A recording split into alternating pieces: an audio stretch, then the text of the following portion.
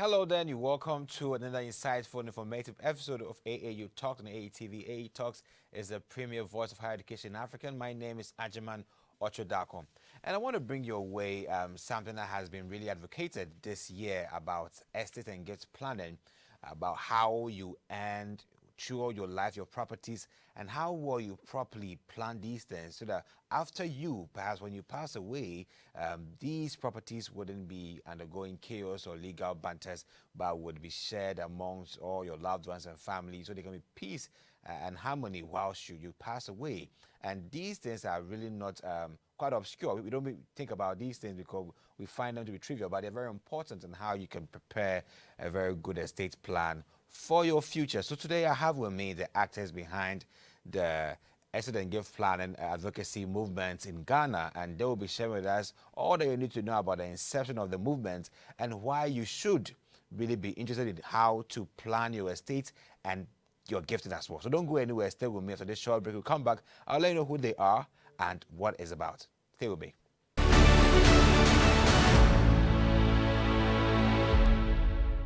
You're welcome back to the AE Talks. My name is Ajiman Ochodako, and this is the premier voice of higher education in Africa. And I bring you a very important issue on estates and gift planning. Have you ever had time to think about how to plan your estates and what do you have to plan and a whole lot that just trying to take all these values from you? So today I have with me the actors behind the improving financial literacy and financial literacy education in Ghana. And we have here with me Dr. Benjamin Amoah. I have here with me Peter Asare, Nyarko, and also Mrs. Anita-Delight, Danquah, a solicitor and also a barrister, who are going to help us understand this to the latter. So let me start with the very first one with Dr. Benjamin Amoah, who is the Financial Awareness Coordinator at the University of Ghana Business School and also a lecturer as well, about the whole understanding on estate and gift planning. When we talk about estate and gift planning, it looks so huge of a term, but how do we break it down? What is the lay understanding for estates and gift planning? Then that thing, that activity, or that wealth you have created, that is creating the resources for your loved ones to live on, should not die off when you also die off. So be it you being poor or being rich, you still have to reconsider this issue of estate and gift planning. It is so interesting. Sometimes when you talk about estates, you're like, oh, is it about real estate or building somewhere? Yeah. Again, clearly, like you already said, the concept is not so familiar with us. But we believe that with what we've done this month and the years to come, we'll all take a second look at it and then start planning. So there's a lot of work to do, but it's interesting that after educating and having some discussion, people then open up to ask what next and what can I do. So there's a genuine concern, and people are also prepared to learn to correct whatever it is that they need to correct. Great. Especially for their loved ones. Great. I want us to move straight into estate planning, but I want us to just see something about what happened with the launch in October this year. How did it go? Putting all these people together. I know we're big names, Professor Tuguba and other lecturers from the University of Ghana Law School there to help out with the launch. How did it go? Put this all together. Okay, so I would say it's a teamwork. So once a team is working together, they're able to execute tasks on a more easiest note. So it was a teamwork. The FA Association did their part, CFLE, we did our part, our strategic partners, the Financial Awareness Foundation also did their part, and we were able to put this together. And throughout the month, it has been great. We had a media campaign, we had a social media campaign, we had some online webinars to create awareness on estate and gift planning. So October has been great. Yeah. Okay. I know there are other people who are not here with us, but played very integral roles and ensured that the launch was done. So kudos to you all helping out with the launch and everything. Let's come to you, Anita. You're a barrister, solicitor, but you also passionate about people estate planning. Where from this passion? I mean, okay. In respect to my profession, you realize that most people die and there's chaos after their death. Yeah. And apart from the fact that the person didn't plan, the infighting. Most of it, there's a united family. When the man or the woman was alive, everything was well, everything was good. Now the man or woman is gone, and they go at each other as if they are enemies. And I look at this system and I realize that yes, it's people usually you think are not greedy when everything is going well. I think it's an African problem. But when it comes to properties, money, they become a different human being. So I go to court and I see these family fightings, the siblings, and I realize that there's no need for this. All the man has to do, or in some cases the woman has to do, is to put in place the proper structures. Sure. Plan. If you plan, of course, death, we have something called the will. The Wills Act covers that. If you can draft a document called the will, you realize that you will even share the property. So the minute you die off, the properties are shared.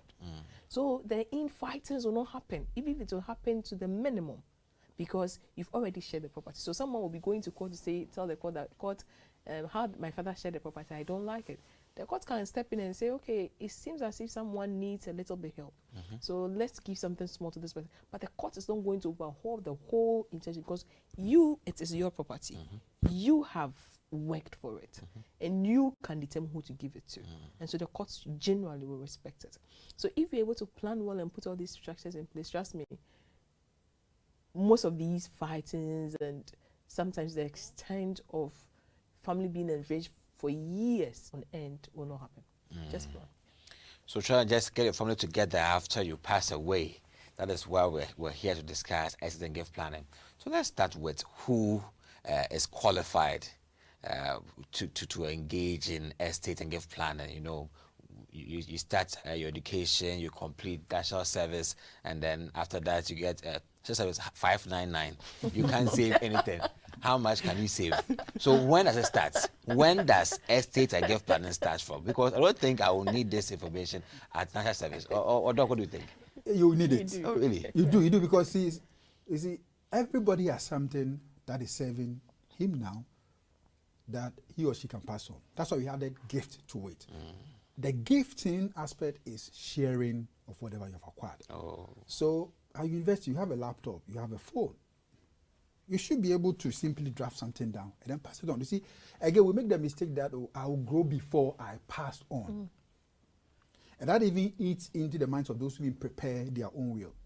But that child that you are nominating or identifying as the one who will take over can even pass on before you, the one preparing their will. What happens? So it's a dynamic thing.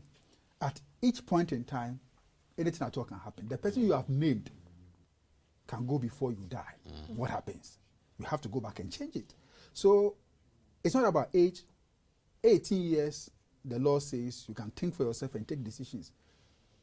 So from 18 years, you should be thinking about it. You should start putting something down. I know 18 years and death, yes, but still, try. And it will be okay. So, and as Doc said, not just death, incapacitation. You understand? So as Asian, anything can happen to you. And most of the time, people think that I don't have that much. It's just a car, it's just a land. Someone is waiting for you. You understand? So that they take their property. You understand? You think it's just, it's not. So for somebody, it's a whole property. but Peter, you are very young. With all your age groups, you interact with them. Do they have? Do they plan? Do they have that kind of mindset? Are they also planning their estate and gifting? Do you think they are also with you on that level, sort of thinking? So it's a new thing. So most people are not aware of that, and so we are trying to create that awareness to encourage them to, because the moment you start your financial planning, the moment you get your first job, you should be able to start planning for your financial and your estate or your property. You should be able to plan for them and leave them behind. When you are no more, who takes charge? So I think the moment you start your financial planning, estate planning is also part of it. Someone will say that I have an insurance policy, and in the insurance policy, I also provided my next of kin. So if I have my next of kin available, then why do I need to be bothered about estate planning and gifting? What do you have for this kind of person who's thinking this way? It's an issue of financial awareness and financial education. Just this year, February 2021, Bank of Ghana came out to say that dormant accounts that have been active for 2 years should all be passed on from the banks to be lodged at the central bank. That is an indirect cautioning to the public about estate engaged planning. Why should you keep an account dormant? Who is the next of kin? Who should be notified? Why is it that for 2 years, no activity at all has passed on through that account? It means that we are not taking that serious. Are you getting me? So if the central bank has come out to say that, National Insurance Commission may come out to do same, National Pension Regulatory Authority may come out to do same, Security and Exchange Commission may come out to do same. If you do not take to estate engaged plan, you may have even forgotten who you even named as your next of kin or that document. So it's very, very important. I know it has legal implications, but from the financial awareness point of view, you should from time to time talk to your financial product provider, update your records, because things change. And you may want to update it. Maybe Anita will talk more about this. Yeah, before Anita, let's go for a short break. When we come back, we'll talk more about the misconceptions that people are having against estates and engaged planning. Stay with us, don't go anywhere.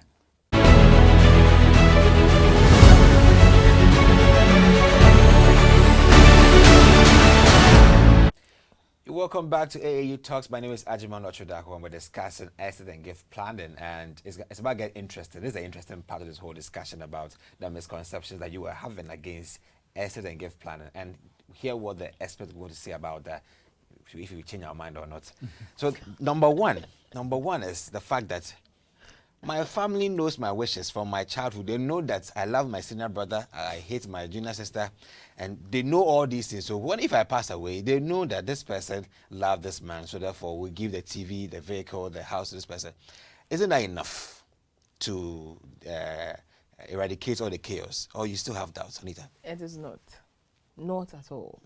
By a long stretch. Okay. So when you die, you don't make a will. The state determines who they will give your gift to. Your properties, the state divides it. And so we have PNDC Law 111. Okay. And it says that you are looking at your spouse, you are looking at your children, you are looking at your successor, as in head of family successor, and then we are looking at your parents. These are the four. So the state will now, depending on who is who, would share this property. So maybe you don't want to give your parents, maybe you have no intention of giving your family successor, maybe you have no intention of even giving your wife or one of your children. It doesn't matter. This is how it's going to be divided. And so you thinking that maybe I don't like this sister, I don't like this brother, I don't like this child, it doesn't matter. All that doesn't matter. And maybe there's this child somewhere that you've, you know, you that your wife is not aware of. You understand what I'm trying to say? Maybe you have wanted to cater for that child, but that child will not be catered for, especially when these things come into play. And people fight over properties. Family fight over properties. And the people, ironically, who fight over these properties are people who shouldn't even be anywhere near the properties. Like there was a penny somewhere in the village will come and sit in front of the house and be sucking people out. Like, so you need to plan. Yes, there's the PNDs or Law 111, which will share your properties, but maybe that's not how you want to share it. And some of the women, I'm saying women because usually they are the vulnerable ones and they are the ones who are usually thrown out of the house. Sometimes they are entitled to some of the property according to PNDC Law 111, but they refuse to fight over the properties, because if you fight over the properties, the intention is that you are the vicious one. Yes, yeah. you are you kill desperate. your husband. Yes, you kill your husband for the property. So they try to be, and because of the emotional state they are in, most of them too are a little withdrawn and are not ready to go into the. But if you plan well, there's no need for your wife to now be going to your opinion and be fighting with them over properties. So plan, have the will made, and you are covered. But if not, the PNDC law, of course, will kick in. Some people are scared of will. When they hear will, it's like HIV AIDS test. that alone can make you get HIV. I'm sorry to say, but that's what they think. So they don't want to go for the test. They say when they hear will, it's like you know you will die tomorrow. So you're doing a will because you just want to die. Some say that it's so complicated, going for an attorney, paying charges, paying premiums, like insurance policies. Is it the case here? How then do you approach a barrister and get a will done? And what is the whole process? Okay. So you have certain properties. You have people you want to give them to. So most often than not, we have something called consultation. So then you meet with a lawyer and then you discuss with the lawyer and the lawyer will give you an advice. Because I realize that some of my clients come to me and I realize that they say, I have a land here, I have a land here, I'll have a house here. Bring me the document, and there's nothing. They don't have land documentation in respect to all their properties. So when you talk to your lawyer will help you in all that. So after the consultation, the lawyer would, most often what I'll do is that just list your properties. Don't burden yourself.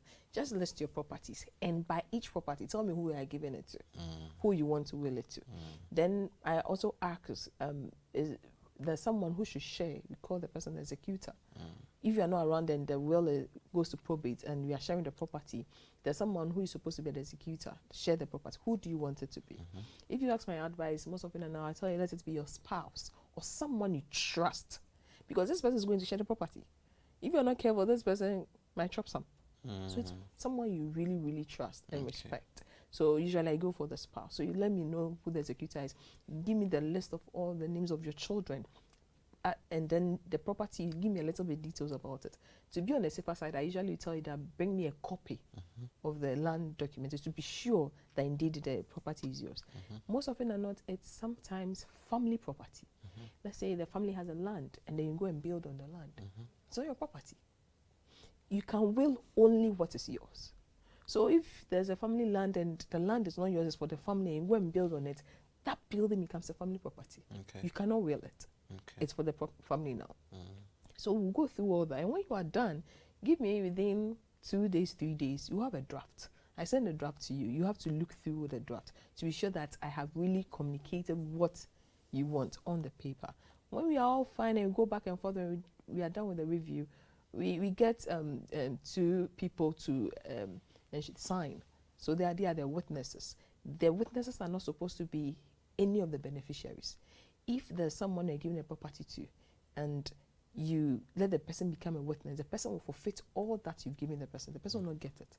So that portion of the property now goes to interstate, meaning that we will share it according to the interstate succession at PNDC law. So you get 2 witnesses, all of us are seated there. So yourself, your 2 witnesses, myself. We'll sit there, you sign, the 2 witnesses in our presence will also sign. And then I get I get the documents. Usually I'll go for 4 copies. Then I take it to court. The court will do their own thing. So the court will keep 1, I'll keep 1, and I'll bring you 1. And most of it, I can keep 2, but most of it are 3, 1, 1, 1, and we are done. So when you are no more, you can, if you trusted someone enough to tell the person you have a will, the person will go and bring the will out. You go to court, and if you didn't trust the will, the lawyer will come out and say that the person made the will. We'll go to court. So give yourself, give or take, 4 days to 1 week. We are done with the will. You know, I was thinking through what is willable and what is not willable.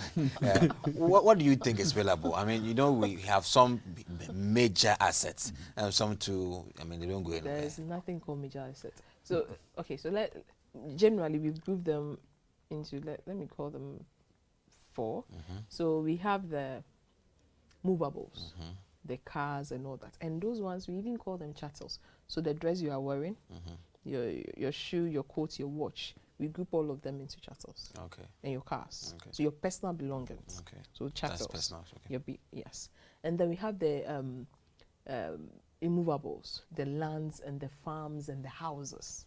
You see, those ones too are there. And then we have the other properties, which include your shares, your bank accounts, your bonds, your insurance, all those ones. And then we have the general. So all these, you can't tell me you don't have any of them. You might not have landed property like farm, house, or land, but you have a car. You have your suit. You have all these chattels. You understand? If you don't have, you have a bank account. Okay. You have, there are so many. So some of the misconception, obviously, is that if it's just my dresses, they should fight over them. Who is going to fight over my dresses and all that? You understand?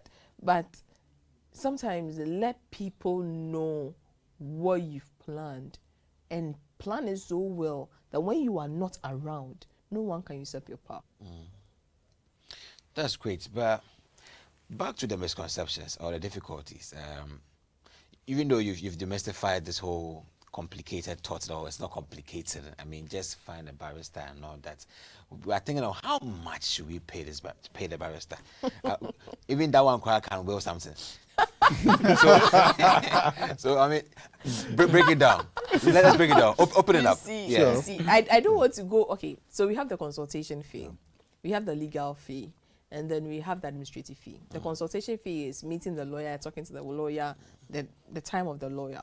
Okay, so it depends on how many years the person has been at the bar, meaning how many years the person has been called to become a lawyer. Okay. So give or take, we are looking about.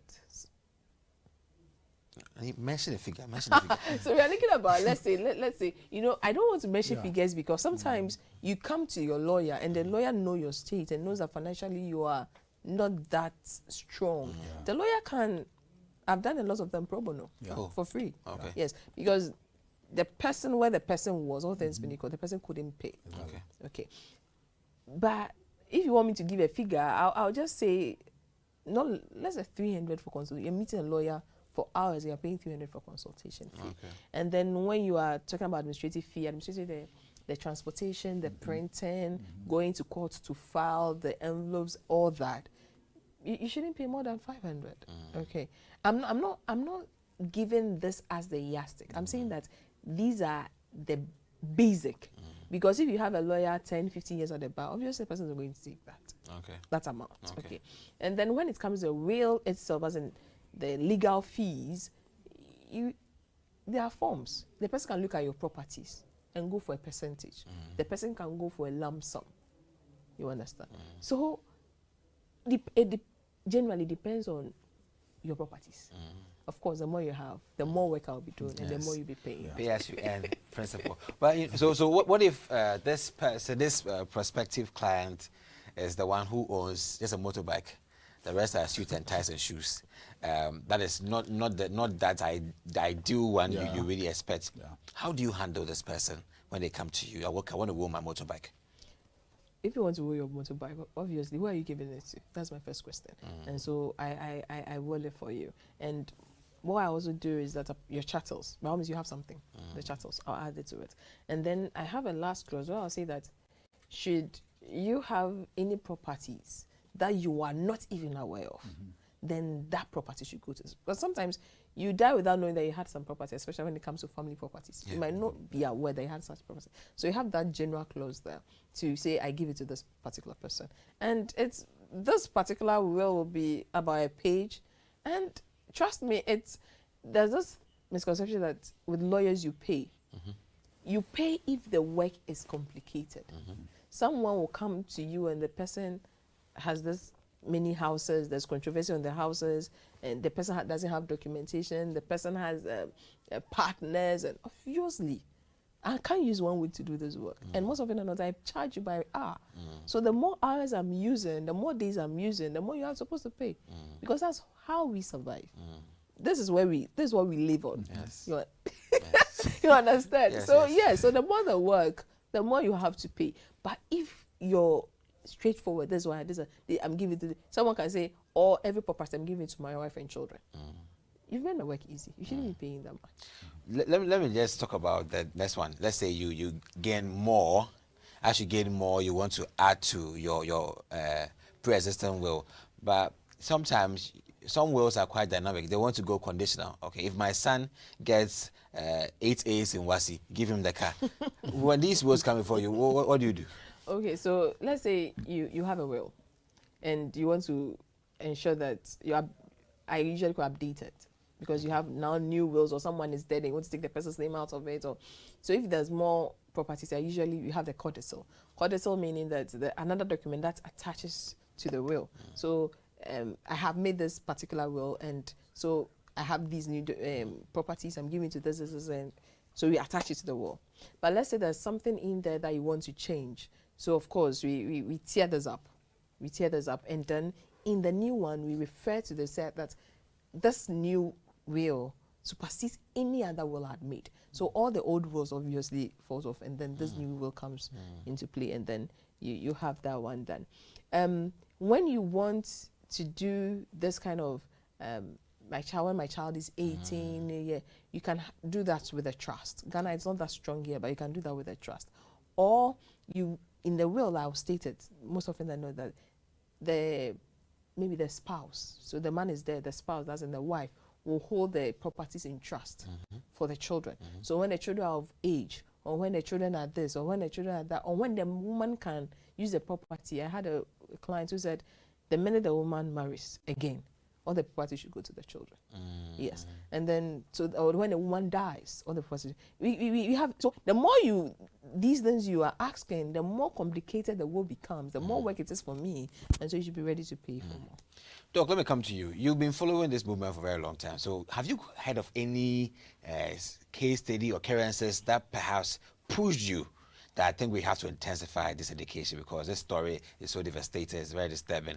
The man had no will, and this is what happened. Do you have any stories to say? Oh yeah, Father, let me just refer you to one.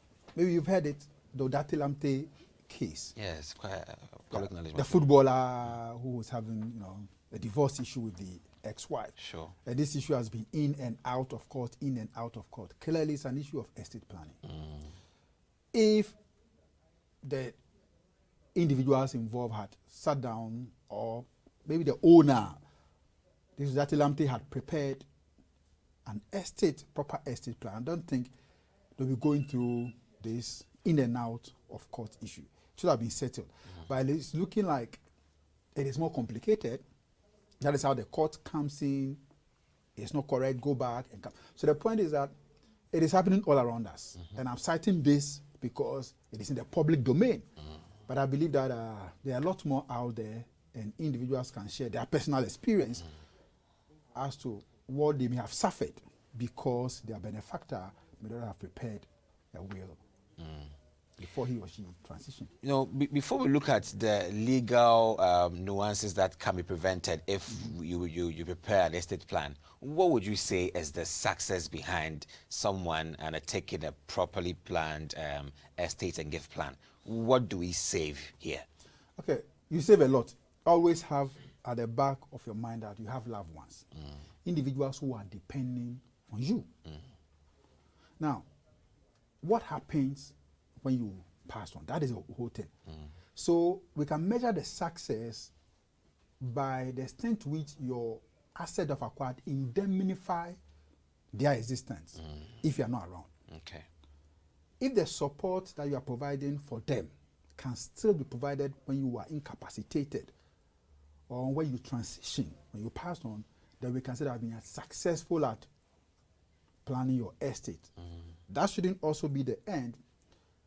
You need to also consider some of the personal objectives that we have loved to do. The extent to which you may want to impact apart from your individuals, your loved ones. Yeah. You want to impact your church, you want to impact your old school, you want to impact your university, the community that you live in. In drafting this estate, we are saying that individuals should also remember their churches, their communities, their schools. There is something in there that you can pass on to a school. Great. Universities are now struggling. Government around the world are trying to limit the extent to which they support universities. Anytime there is any attempt of cutting down on government support to universities, I'm talking about universities here, then managers of university must find a way of cutting down costs. Now, this is what they do. They first look at courses that are not bringing in much income. And they try to gradually take off these courses from their programs. University libraries are also exposed because they don't see these units as economically driven. So philanthropists and individuals who are preparing their will, where they have their passion and they want to impact, they can also make provisions in their will that this amount or this and this should go to this library or to support this particular cause. Carnegie has been doing it, Rockefeller has been doing it, Bill Gates is doing it, Warren Buffett is doing it, Kantanka. This is a time that we can also use that conduit to impact the life of individuals apart from our loved ones. Great. So let's create that openings in our estates. Let's take some of the items that we have acquired, so the resources to also impact the world that we find around us. That is where the gifting and the charity aspect of charity giving comes in. Great. Peter, to the young people out there who perhaps still don't get the point, I mean, we don't have anything to give, to those minds, what do you have for them? Okay, so I'll take it from this angle.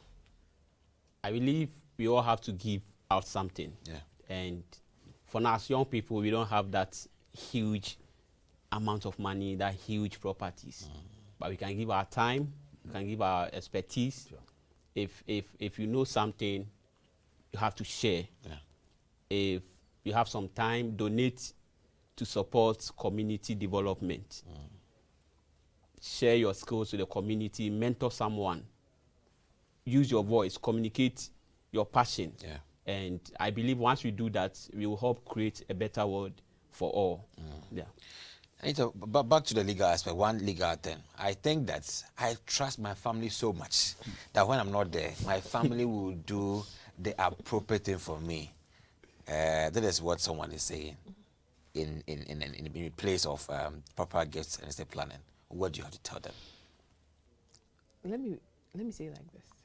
If you didn't plan that well, someone else should, someone else would.